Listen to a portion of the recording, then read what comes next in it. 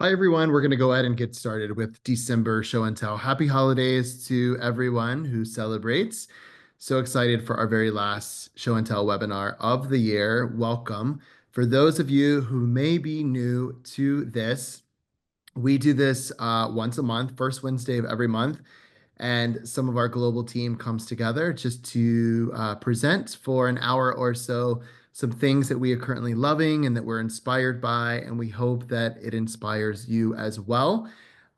Before we jump into today's links, which we're going to be joined by FS team members from our materials, patterning graphics, and content strategy teams for the last one of the year.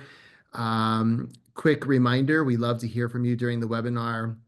Please take advantage of the chat box. Just be sure to use to click everyone on the pull down so that not only the FS team, but also all the attendees can see your comment or your question. We'll be following up with you probably tomorrow or Friday with not only a recording of today's webinar in case you want to refer back, but also all of the links so that you can do your own research. And if you want to watch any of the previous show and tell webinars, feel free to check them out on our YouTube channel. Or if you are a client, you can find them under the webcast portion of our website.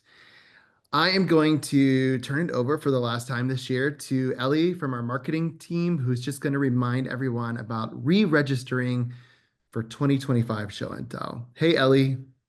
Hi, Michael. Hi, everyone. Yes, as you know, this is our final show and tell session for 2024, but don't worry, we will be back in 2025 with more exciting content. Because we are changing our Zoom setup, we'll need to create a brand new series for next year. And that means you'll need to re-register to join us for the 2025 sessions, but we'll make it super easy for you. Keep an eye on your inbox. We'll be sending out the registration link very, very soon. And you'll also find it on our events page at fashionsnoops.com/events in the coming weeks.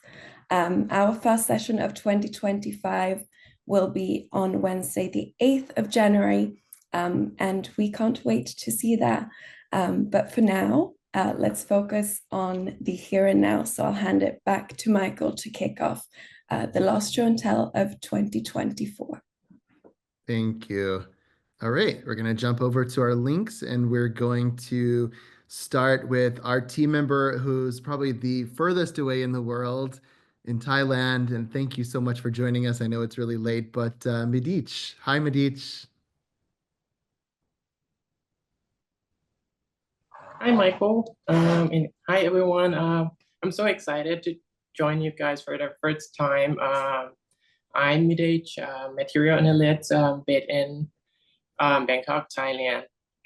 Yeah. I came across with this one when I was doing research for my material chips. This one is recyclable sneakers. This is a diploma project of a product designer named Robin from the University of Art and Design, Lausanne in Switzerland. He aimed to create a sustainable sneaker that repairable, recyclable, and made through 3D knit, which is like one piece of fabric that create in 3 dimension without seam, which also reduce material weights. This sneaker can be broken down into pieces to repair or change the piece that doesn't work anymore or needs some repairment. This one can be broke. Oh, sorry. This is not only like extend the lifespan of the product, but also emphasize the importance of reducing weights in fashion industry as well. And I think that's kind of fun and would be super fun to be able to customize, mix and match all the parts to match with our style, like the upper part, the outsole, midsole, and the laces. And yeah, I think it's quite an interesting project. And moving on to the next one, that's one, it's visible creative mending.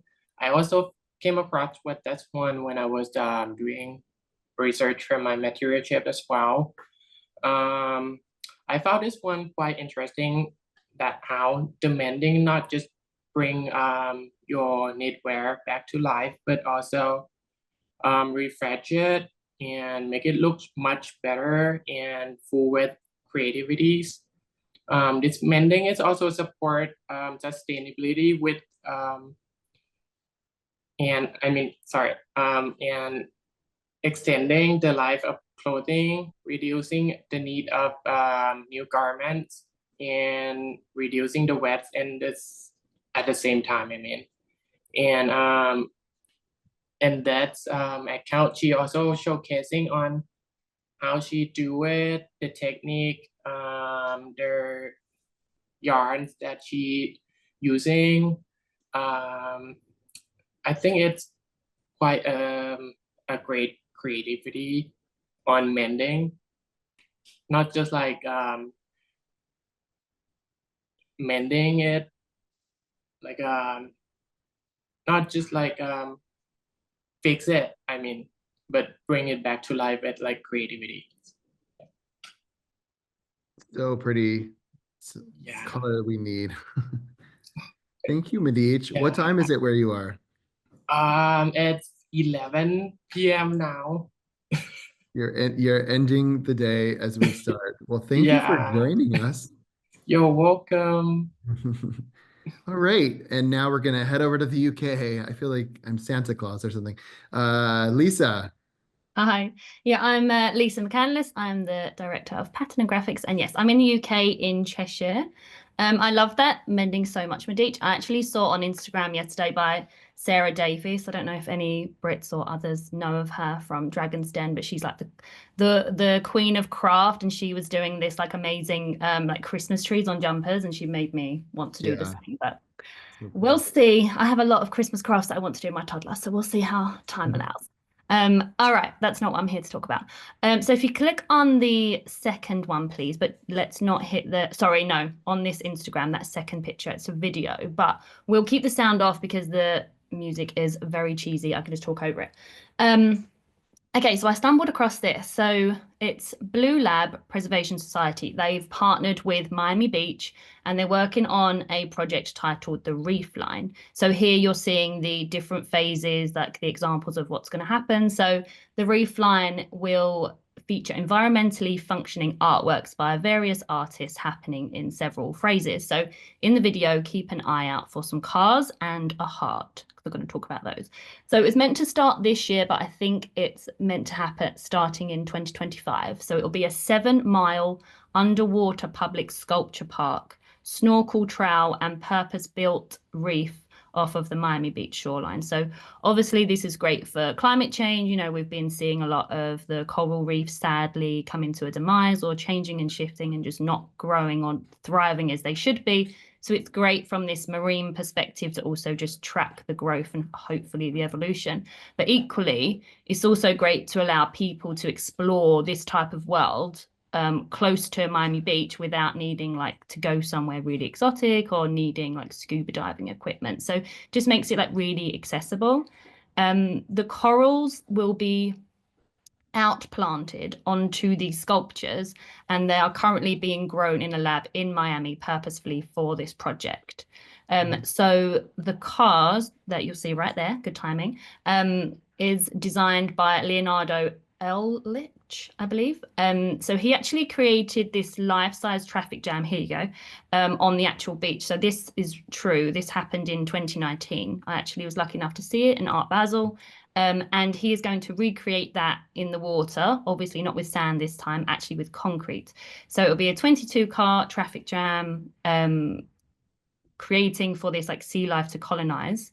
So it's obviously representing the damage our actual cars are causing on the environment, and we're trying to give back and restoring some of the damaged natural habitats.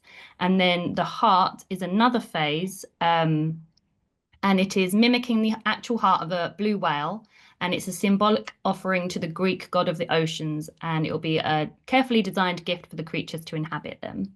So I just thought it was a really great new way of looking at climate change and how artists can kind of work with these marine biologists to create something glorious. So hopefully we can track that for years to come and hopefully see it in person as well. Beautiful. And then my second link is quite a different artist, Mark Manders. He's a Dutch artist based and working in Belgium. You can just kind of scroll through the Instagram and then settle on the second video. So he's not a new artist, but he is new to me. So during his studies, he had a fascination for design and language, and particularly poetry. So he wanted to develop this like visual language of his own, where words were substituted by objects. So for more than 30 years, he's been developing an endless self-portrait, which is what you're seeing here. So it's an endless self-portrait in the form of sculpture, still life, architectural plans, and he describes it as a self-portrait as a building. And again, he started off using like words and more visual representations of a self-portrait, and then kind of got a bit more abstract. And the idea is that it allows the viewers to construct their own narrative conclusions and meanings. And even the way that his show is purposefully laid out, it's just open to interpretation and for you to really get a feel for it and kind of maybe have a bit of introspection about how you see yourself in his pieces.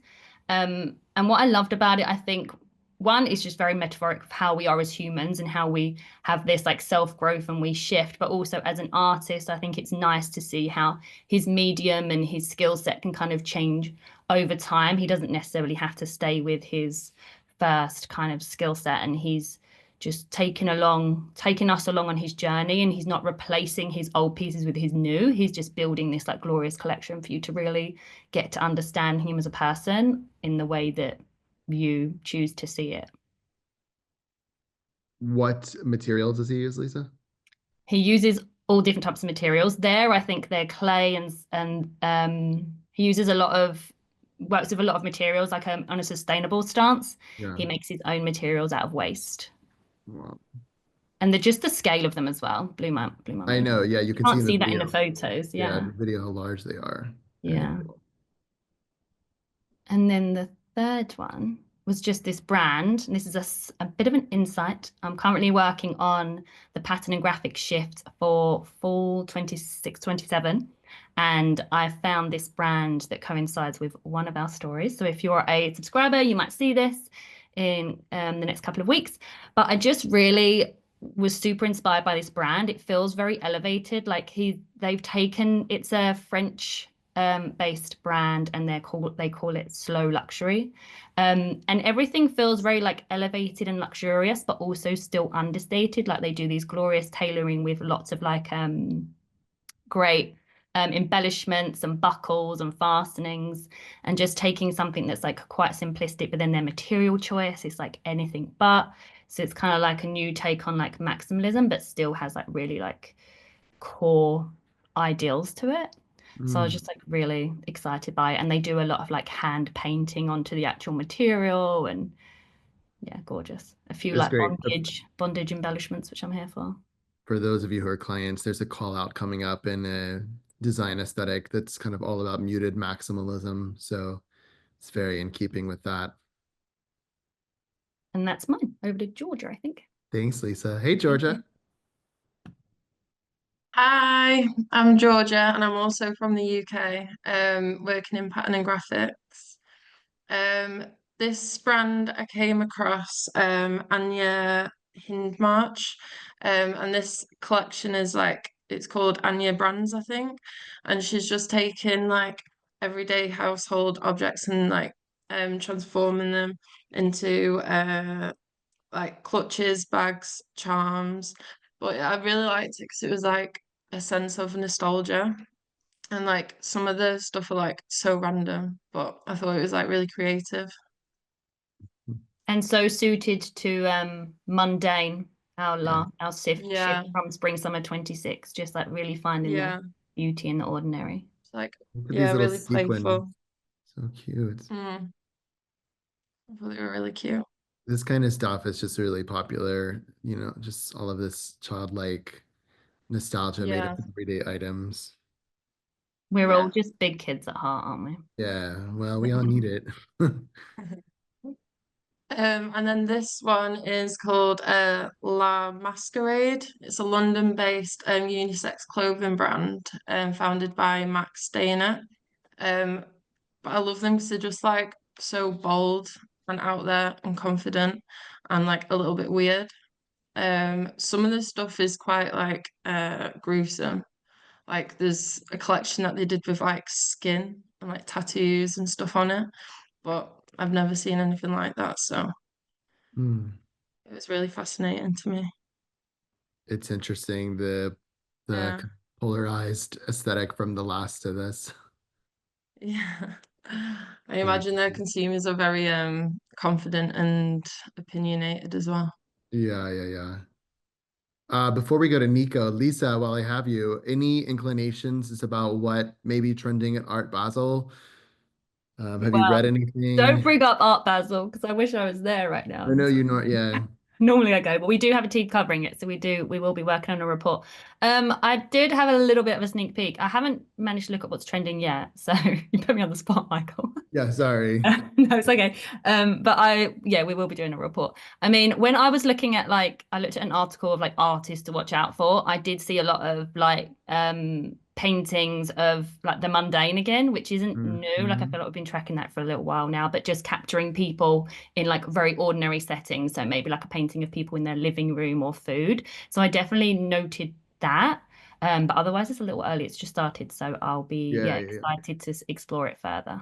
I think I was reading this morning that it's funny that you mentioned about kind of that mundaneness, but I kind of read that even the scale of like the productions and the events and things are so much more subtle than previous years. And so they were kind of hypothesizing that that could be reflected in the art as well, things that are a little quieter, a little more subtle. So that kind of goes in tandem with what you were feeling about the mundaneness, perhaps.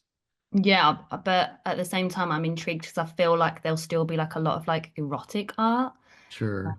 So yeah, watch this space, I guess. Yeah. Perfect. All right, Nico. Hi, so my name is Nico. I'm based in London and I also work on the pattern and graphics team. And I've decided to pay homage to my heritage as I'm originally from Wales. And I've recently come to meet some amazing designers and creatives through a Welsh networking. So I just wanted to spotlight some of the fashion designers that are part of that. So, firstly, bringing your attention to Adam Jones. He's a Welsh designer based in London. So feel free just to kind of scroll through his Instagram. But his brand's all about celebrating the quirks of British life. So it's full of nostalgia for the country's past. And his designs embrace everything that makes Britain what it is today, embracing both the eccentric and the everyday. And he elevates vintage fabrics and reworks them into these kind of nostalgic yet modern designs. So the designs are made in South London, which is where I also live. And he uses vintage materials that have been tucked away for years. So think bar towels from your local pub, tea towels from the kitchen, and vintage blankets. And a lot of them sort of from the 70s and 80s. And it's this mix of sort of comforting home life and a rowdy pub vibe that really defines his brand's look. So a lot of people kind of, in Britain especially, do spend time at the pub. So I feel like generationally it kind of resonates to a lot, like a broad demographic as well. And there's a bit of a sense of anarchy and aggression as well with this kind of humor to his designs, which I really, really like. So I think he's doing something really, really unique, and it's also a lovely person. I have met him. So that's it for Adam. And then next is also another Welsh designer who I met at the last event, and her name is Rosie Evans. And on her Instagram bio, it states a high fantasy designer, which I think perfectly summarizes the aesthetics of her brand. So Rosie is actually based in Brighton, which is in the south coast of England, but she originates from Wales. And her fantasy based luxury fashion label creates one off pieces and small runs of anachronistic, historically inspired fashion, which also follows ethical practice of upcycling and old textiles and materials. So among her pieces, there's broad influences from historical costumes and wearable noughties fashion, which come together in a really whimsical way. And the range features ball gowns sewn from bandanas, Elizabethan style corset bodices made from tea towels, and patchwork wrapped micro mini skirts, among other items. They're all inspired by her homeland of South Wales and the poets and artists that hail from there. So each piece has this sense of heritage and flirty and humorous look at the culture of the past. And I really love that for both of these examples, they're bringing through a strong sense of Britain and heritage, and in particular Wales, which is often quite an underlooked kind of area and country for its creative talent. I think if you speak to Wales, everyone will sort of say Tom Jones, but there's actually a really thriving creative scene coming from Wales. And I'm just really, really proud to see loads of really cool designers within the fashion space coming to the fore as well. So that's it for my little spotlight on Wales. But yeah, if anyone else comes across any other cool Welsh designers, please do let me know as well. So good. I agree with Anush. The scrunchies are my favorite, as well as the little hobby horses here. Yeah. I wanted to bring this back again because I'm, as a menswear person, I'm so obsessed with this. And we oftentimes see really great inspirations of pub life. I think Jason from my team is on this call and he can put in the chat if I'm correct. But in the last season or two, I believe it was J.W. Anderson, I could be right or wrong, that had this great Guinness and Tarja on the runway. But I don't know, as someone based in America, I'm always obsessed with pub life just because we don't really have something to replicate that by here in the US. So I love that you shared this. These are great. He's so good. And actually, if you scroll down, the Dog and Bell, that's actually my local. It's like one of the only pubs in London, I think, which is still like really traditionally pub vibes. It's not like been gentrified in any way, like sticky carpets and all. Yeah, yeah. And this is made from the old like bar mats, and they actually just have it hanging up there as well. So, and there's such a mixed like demographic that drink there. You've got like people who've obviously been drinking there for years, and then a much younger crowd. And I love that he did that collaboration. And then also Wrexham, as I think that was recently bought as a football team as well. So yeah, really kind of topical, but like really, really cool and super unique as well. This is great too, the styling with the lace. Love Yeah. this. I bet you anything my team is going to use this in something coming up. This is great. Thank you for introducing me to him.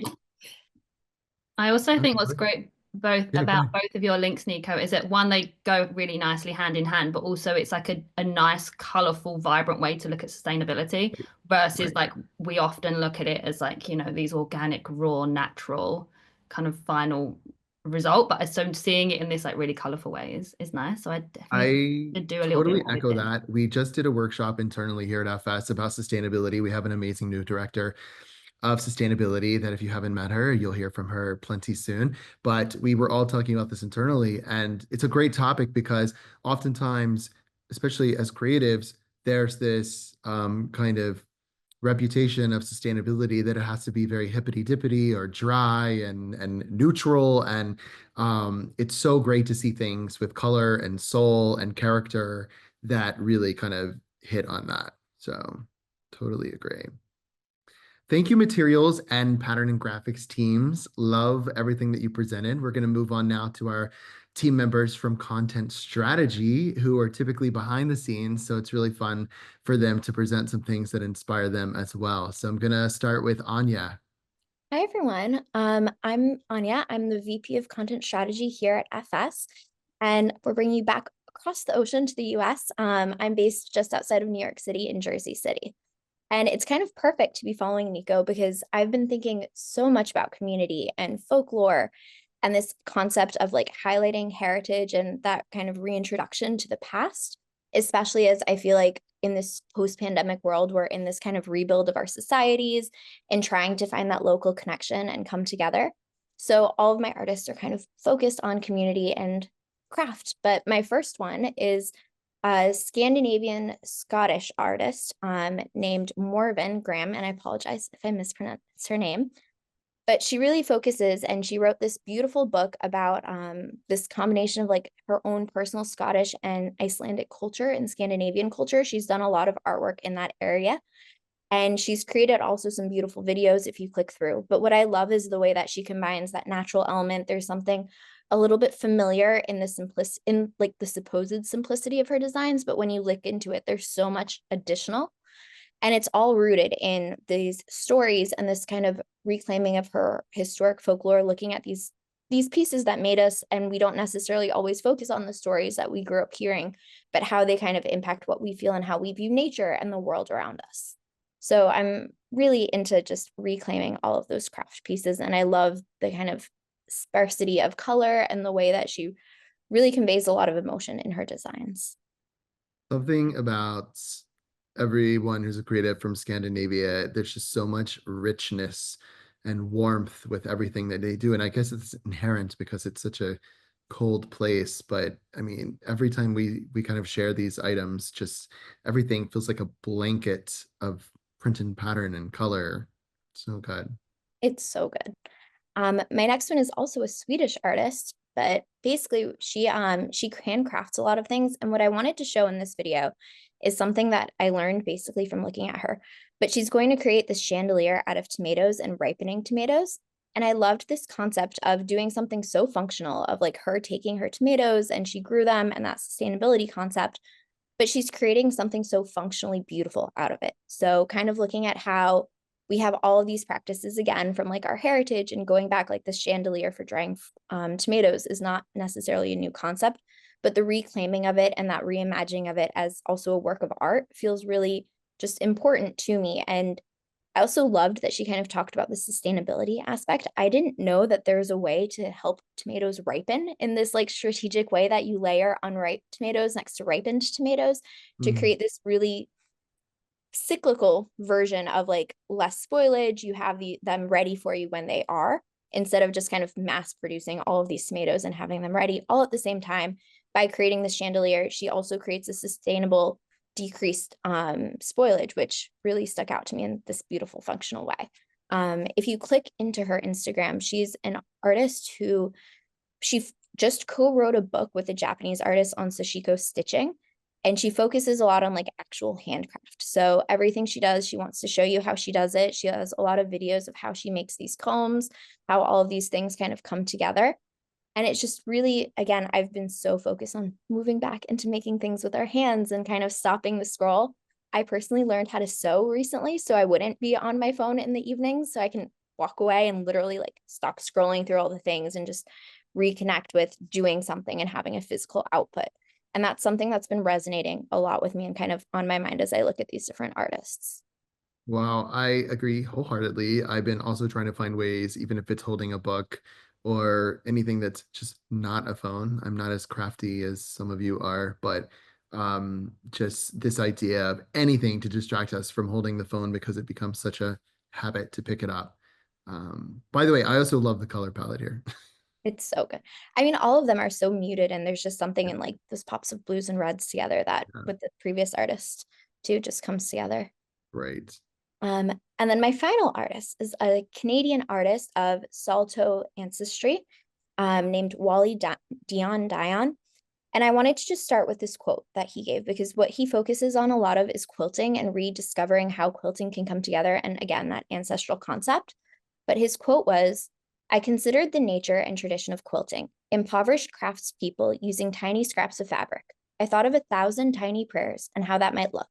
Invisible acts of respect and adherence spanning decades." And it just something that I thought was really beautifully conveyed in this image itself, but also in all of his artwork. He really focuses on reclaiming his own heritage. And if you click into his Instagram as well, you can see a lot of the beautiful art and quilting that he designs, and looks into just really highlighting his own Indigenous heritage and kind of showing more of those kind of unfortunately forgotten or hidden aspects. Wow. Really stunning Good. imagery. Agree with Nico, loving all the folkloric inspiration in today's show and tell. It actually is perfect for the holidays as well, naturally. Thank you, Anya. All right, Isabel. Yes, hi everyone. I'm Isabel. I'm the content manager at FS. I'm also based in the US and usually New York, but I'm in Charlotte, North Carolina with some family right now. But my first link is Hot History Club, or Hot History. She's kind of on a lot of different platforms, but I've always loved history and I love when it's broached in kind of an easy, accessible, and fun way because I think sometimes it just can be really heavy. And I came across Ainsley, the creator here, when she was obviously, as you can see, Paul Mescal. She was interviewing the Gladiator 2 cast. And she was asking the cast questions about the Roman Empire, kind of like what moments were hot or not, kind of in a funny way. And I just thought it was a great way to kind of look at that time in history and be informed, but also have fun with it. And what's great about her content, she's also really big on TikTok. So you can pull up her page. I think it's up on the top link as well. But she has a lot of great deep dives into historical moments. You can see like Great Gardens here. You can see, I think she does a big thing on like Marilyn Monroe. But what I love is she has great little clips about if you're traveling, especially, and you want to see some sites while you're there, good advice on when to see things, maybe the history behind something you might not know, exhibits that might be open for a while. So she has a lot of great content on that. And then she also hosts a podcast called Hot History. And she does a lot of long form podcast episodes. I've seen some from like Julius Caesar all the way to JFK. So very varied, but fun content all I around. know I've saved a lot of her completely random posts for when I'm in Yeah. this next. I know, it's great because I mean, I think one of the most recent ones was like a statue that will be in Rome for a bit, but great history behind it, which I wouldn't have known. Exactly. And then my next one, so kind of still with film and movies, but for me personally, there's nothing better when I'm watching a movie, TV show, like even a music video, and the interior is just gorgeous. And maybe I think about that maybe more than the film itself, or I just love when that is such a big component of a movie. And so this Instagram account is perfect because it's interior and films, but they do a lot of great research because they also give you the film or the TV show, but they also give you the production designers and maybe who designed the set. So for me, I want to do an even deep dive on these people, maybe other projects that they've worked on. So it's a lot of fun, a lot of films that maybe I've never heard of before. And it's beautifully organized because it's by color. So the further you go down, it kind of changes a color scheme, which is really fun. But they also collaborated with Mubi, which is a streaming service. They, produce films, they distribute them, and they have a list of films on Mubi that have great interiors and that are great films. So it's a fun list to check out. If anyone has Mubi, I would definitely suggest it. I think it's linked at the top. So really gorgeous. I mean, I'm just living for these color schemes as Right? I scroll through. It's so good. It's so good. It's really good for anyone that isn't a friend with someone in trend like many of us are. We're such movie buffs typically because when we're kind of in the process of doing world building, we often kind of start with, it's almost like we produce the lifestyle of a trend like we would be a movie. And so oftentimes we refer back to aesthetics from various movies just because it kind of helps us set the scene in some way. So I love this. This is definitely a follow for me. I love seeing that right now. IRL, Yeah, that's no. great. But my last link, so this is a trailer for The Brutalist, so another film that will be coming out, I think, around Christmas time in the US. But what I loved is just kind of the setup of this trailer. I love how little it tells you, but also the text moves across the screen in just the most mesmerizing way. I think when you see it, it'll be super cool. And then after, I'll read the quick synopsis of what the film's about, but sounds great.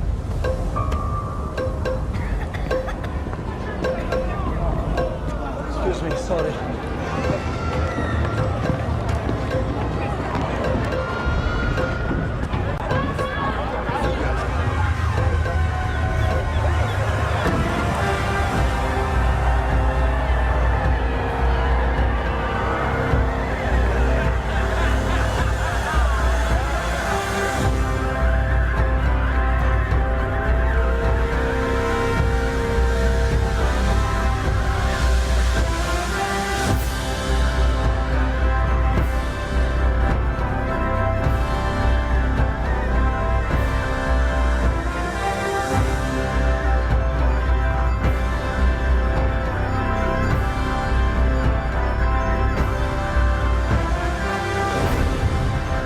Welcome to America.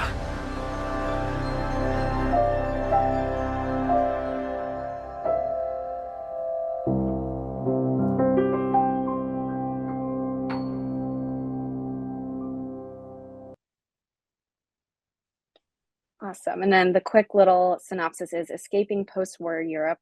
Visionary architect Laszlo Toth arrives in America to rebuild his life, his career, and his marriage. On his own in a strange new country, Laszlo settles in Pennsylvania, where the wealthy and prominent industrialist Harrison Lee Van Buren recognizes his talent. So it's obviously, as you can see, been getting great reviews so far. But yeah, something that just really caught my eye and wanted to share if anyone else here is a big moviegoer. So good. Thank you, Isabel. All right. I wanted to share something just before it's on everyone's feeds in the next few days, but I'm really obsessed with this. I saw an article, I believe in the New York Post, about this 80-something-year-old grandma from Zambia who just has turned into kind of our new Iris Apfel, if you will. And her name is Margaret Chola, and her granddaughter is a stylist in New York City. And she was visiting home and was dressing up her grandmother. And now her grandmother has 140,000 followers on the Instagram page, and she's getting so much amazing attention. I'll play a quick little 1-minute video that can explain it better than me, but Legendary Glamma, as they call her, but she's kind of like my new favorite person that I just find myself saving all of these images full of color and character. So let me just play this quick video for you. This holiday season, shop Lakeshore's Gifts for Growing Minds. Designed by teachers. In a quiet Zambian village, surrounded by plowed fields and mango trees, lives a woman who's redefining what it means to be fabulous at any age. Meet Margaret Chola, a grandma in her mid-80s who's taken the internet by storm as Legendary Glamma. It all started with a simple idea. Her fashionista granddaughter, Diana Kaumba, decided to play dress-up during a visit home. But this wasn't just any dress-up session. Picture this: Margaret rocking a lilac-feathered top, chunky gold jewelry shaped like snakes, and mirrored cat-eye sunglasses. Right in the middle of her farm. That one photo, it racked up 1,000 likes in 10 minutes. Now, with over 225,000 Instagram followers, Margaret is serving bold, maximalist chic looks that are out of this world. From rocking Zambia's national colors in a green jersey and red layered dress to lounging on a leather sofa in a pale green leather pantsuit and matching boots, this Glamma knows how to slawai. Oh, and did I mention the goat? Yeah, she's accessorized a goat with pearls. But this isn't just about fashion. Through these shoots, Diana and her grandma are celebrating life, culture, and the beauty of aging. For Margaret, this journey has been life-changing. I feel different, new, alive, she says. And it shows. Margaret's message to the world? Don't let society box you in. Live boldly, forgive yourself, and embrace the future. Because life is meant to be celebrated, no matter your age. So here's to Legendary Glamma, a fashion icon, an internet sensation, and a reminder that it's never too late to shine. Don't forget to like, share. So just going back to her Instagram, this is by far my favorite look, the amazing hot pink. So anyway, there's a lot of great media about her as well, just as she's getting more and more attention. So you can go to the Instagram page and check it out. But I just think she's amazing, and she brightened my day. So I wanted to share her with you. And I think that is all of our links for today. Again, please make sure you sign up with that link so that we can see you again in 2025 for our show and tell. We thank you so much for being our creative community all through this year. We love to see you all every month, and also at all of our other webinars that we do here at FS as well. But thank you so much for joining us. We'll see you again in January. Happy holidays to everyone out there from our team here at FS, and we'll see you soon. Bye.